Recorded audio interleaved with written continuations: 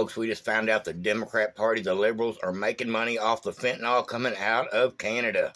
To a bombshell report out of Canada now. This is astonishing. Investigative reporter Sam Cooper has uncovered this bombshell. The connection from the Trudeau government through the Liberal Party, Chinese fentanyl, and how this all ties together with the Liberal Party in Canada profiting off of the fentanyl crisis. Could this be the reason why the Trudeau government has been so hesitant to lock down the border and stop the flow of illegal fentanyl into the United States, because they're profiting off of it and they are facilitating it? Stop me if you've heard this before.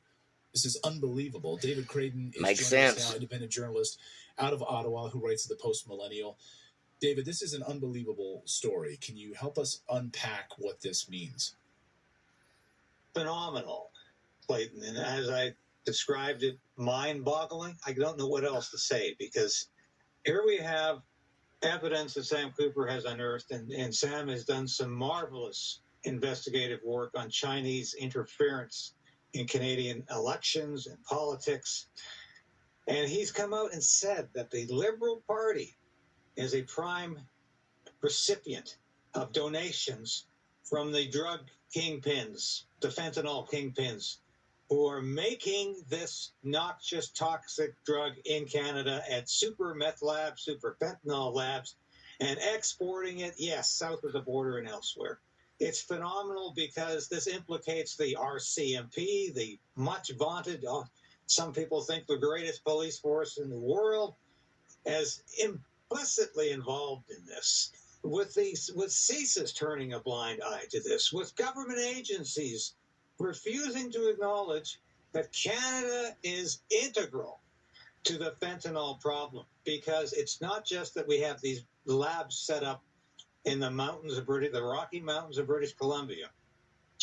We have been importing fentanyl, the precursors to fentanyl. For those listeners or viewers who aren't aware of that, these are the chemicals that are needed to essentially be refined or distilled into the final fentanyl product that makes it onto the streets, that is exported. But these precursors are coming in at the Vancouver port in huge quantities. Why? Because China controls the Vancouver ports, and less than 1% of these containers coming off the ships are being inspected. So is it any wonder why we keep saying, well, Canada is only responsible for 1% of the fentanyl entering the United States? In fact, CNN fact checker, who used to be the Toronto